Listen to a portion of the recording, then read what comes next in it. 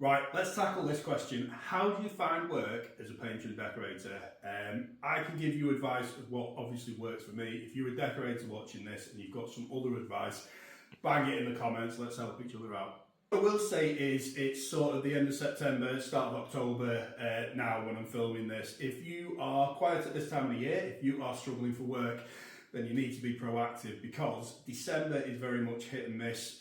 You get a lot of sort of cancellations at the last minute. You get a lot of people phoning you, oh, can you just fit this in? And it's panic stations.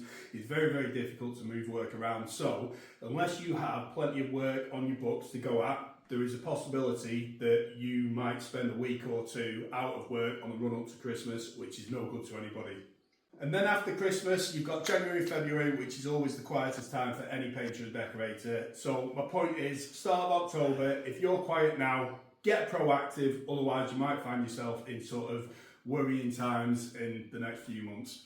So the quickest way to find work as a painter and decorator for me is either phone other painters and decorators and just ask them whether they've got anything on, or phone builders.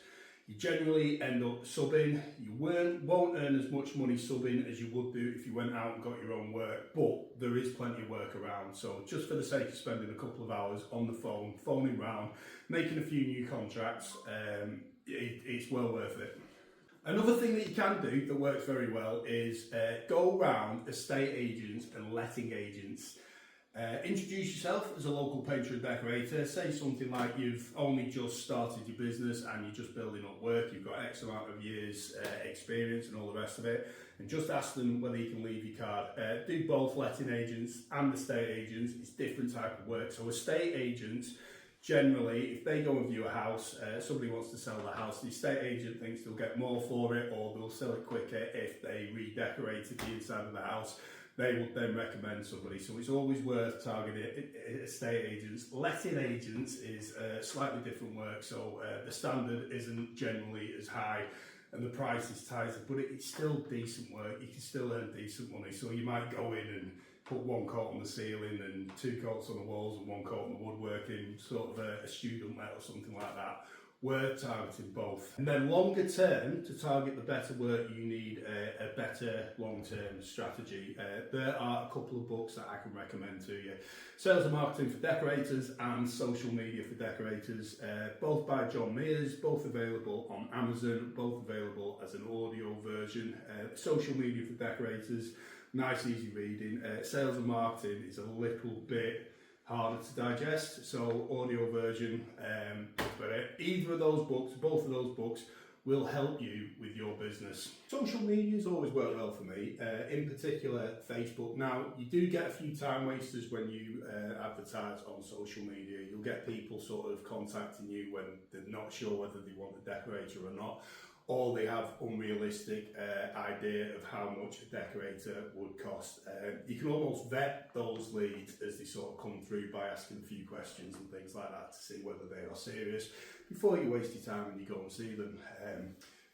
I like social media simply because you can target the better clients. You can post a picture of some high-end work that you've done. You can showcase your best work and you can target that sort of people. You need to put a little bit of thought into your audience and how you advertise it, the budget that you spend per day. It's not overly complicated. Just spend a little bit of time online looking at some information before you go ahead and do it, and you'll have much better results. The other thing that you could look at is your sort of checker trades and your My Builders and other work leads, websites like that. Now, I've never sort of got involved in that sort of website. I know some people who have had really good experience with checker trade, and they get sort of the better work in and they're sort of flooded with work and stuff like that, and they've been able to raise their prices. Absolutely fantastic. But even checker trade, I've seen lots of sort of mixed reviews. Some people saying it's a waste of time or whatever. So worth looking at. I'm not the person that can sort of give you advice on it because I don't know whether they work or not. I hope that's helped. I hope I haven't rambled on too much, but like I say, it's the start of October now. You need to get cracking. So however you go about it, get your head down, try and be as proactive as you can and get some work on your books coming up to Christmas, because otherwise you might struggle.